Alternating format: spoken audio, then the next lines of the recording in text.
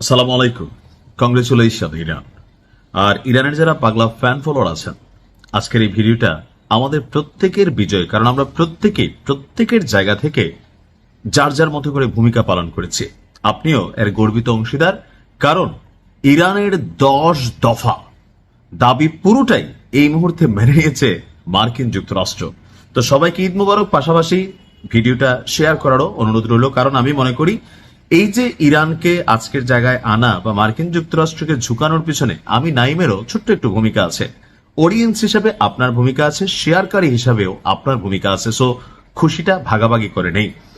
আজকে আপনারা জানেন যে কিছুক্ষণ আগে আমরা যে খবর পেলাম যে মার্কিন যুক্তরাষ্ট্র এবং ইরানের মধ্যে একটা যুদ্ধবিরতির চুক্তি হয়েছে। এখন মেইন কারণ কোনটা? ইরান কেন হঠাৎ করে যুদ্ধবিরতির চুক্তি মানলো? কারণ ইরানের যে 10টা দফা ছিল, সেই 10 দফা দাবি মার্কিন যুক্তরাষ্ট্রের প্রেসিডেন্ট ডোনাল্ড ট্রাম্প মেনে নিয়েছে। উপায় ছিল না, ঠেলার নাম কি? বাবাজি।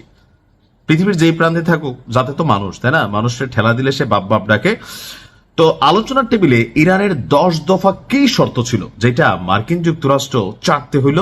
নাম্বার 1, আমেরিকা আর ইরানে কোন ধরনের আক্রমণ করবে না, এটার ওয়াদা দিতে হবে, অর্থাৎ লিখিত চুক্তি থাকতে হবে।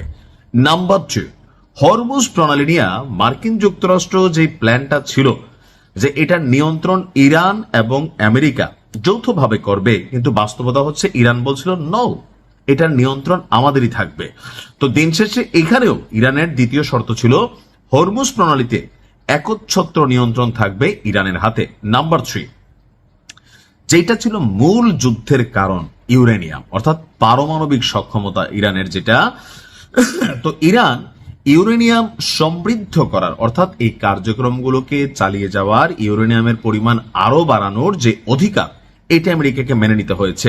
নাম্বার 4, নিষেধাজ্ঞা প্রত্যাহার এবং বিদেশে আটক থাকা সম্পদ মুক্তি। পশ্চিমারা একটা কাজ করে, রাশিয়া ইউক্রেন যুদ্ধ আপনারা দেখছেন যে পুতিনের বিপরীতে তারা রাশিয়ার বিরুদ্ধে পুরো ইউরোপ জুড়ে নিষেধাজ্ঞা ছিল। রাশিয়ার অনেক কিছুতে তারা আপনার যে সম্পদগুলা বা বিভিন্ন ধনকুবের যারা আছেন বা অ্যাসেট যেগুলো আছে বিদেশের মাটিতে, এগুলোকে জব্দ করছিল। তো ইরানের ক্ষেত্রে একই কাজ করছে, নিষেধাজ্ঞা দিছে। ইরান বলছে এগুলো প্রত্যাহার করতে হবে, তাদের যে সম্পদগুলা কুক্ষিগত করছিল ইউরোপ আমেরিকার বিভিন্ন দেশে, এগুলাকে ছেড়ে দিতে হবে।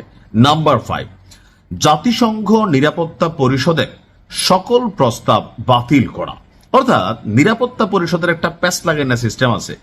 ধরেন এই মুহূর্তে সম্ভবত নিরাপত্তা পরিষদে 5টা রাষ্ট্র আছে, 4টা রাষ্ট্র যদি হ্যাঁ বলে আর একটা রাষ্ট্র যদি না বলে, এই প্রস্তাব কখনো পাশ হয় না।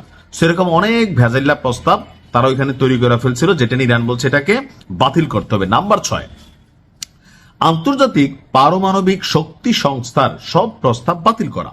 তো যেহেতু নামটা আন্তর্জাতিক, আসলে কি আন্তর্জাতিক? এটা হচ্ছে পশ্চিমা জাতিক, যেটা ইরানের বিরুদ্ধে নানান ধরনের ক্লেম তৈরি করা ইরানের এই পারমাণবিক ইস্যুকে বা ইউরেনিয়াম সমৃদ্ধকরণকে বন্ধ করতে চাইছিল। ইরান বলতেছে এটা বাতিল করতে হবে, যে শর্তমর্ত দিছে। নাম্বার 7, যুদ্ধে যেই ক্ষয়ক্ষতি হয়েছে সেটার পূর্ণাঙ্গ ক্ষতিপূরণ তারা চেয়েছে, যে তোমরা এই যে অবৈধ একটা যুদ্ধ করলা, অন্যায়ভাবে আসলা, মানুষ মারা গেল, সম্পদ ক্ষতিগ্রস্ত হলো, এগুলোর টাকা কে দিবে?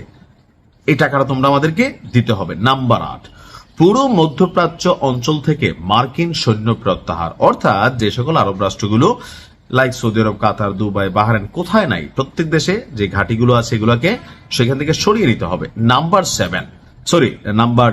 9, মিত্র সশস্ত্র গোষ্ঠীগুলোর বিরুদ্ধে চলমান যুদ্ধের অবসান লেবানন সহ, অর্থাৎ ইরানদের যে প্রক্সি যোদ্ধারা বিভিন্ন দেশে আছে, like Palestine, like Yemen, Iraq, Afghanistan, তারপর হচ্ছে লেবানন, এখানেও যুদ্ধ বন্ধ করতে হবে। নাম্বার 10, সমঝোতার বিষয় বাধ্যতামূলক রেজুলেশন হিসেবে পাশ হতে হবে, অর্থাৎ যে প্রস্তাবগুলো ইরান দিছে এগুলোকে বাধ্যতামূলক পাশ করবে, এই গ্যারান্টি চাই। তবে আমেরিকা এখানে কৌশল কিছু নিয়েছে, তারা সাময়িক একটা এই দাবিগুলোকে মাইনা নিচ্ছে, অর্থাৎ বিশ্বজুড়ে যে তেলের বাজারের অস্থিরতা, মার্কিন যুক্তরাষ্ট্রের যে মাইনাস সিচুয়েশন, এগুলোর জন্য 2-4-5 দিন তারা হয়তো এটা মানবে, পরে কিন্তু মানবে না, আমি অ্যাডভান্স বলে দিলাম। বরঞ্চ 3 গুণ আরো উল্টা ইরানের উপরে আক্রমণ আসবে। বাট রাইট নাও ঝুঁকছে তো, হ্যাঁ। So let's enjoy. আল্লাহ ইরানকে ফতেহ দান করুক। আসসালামু আলাইকুম।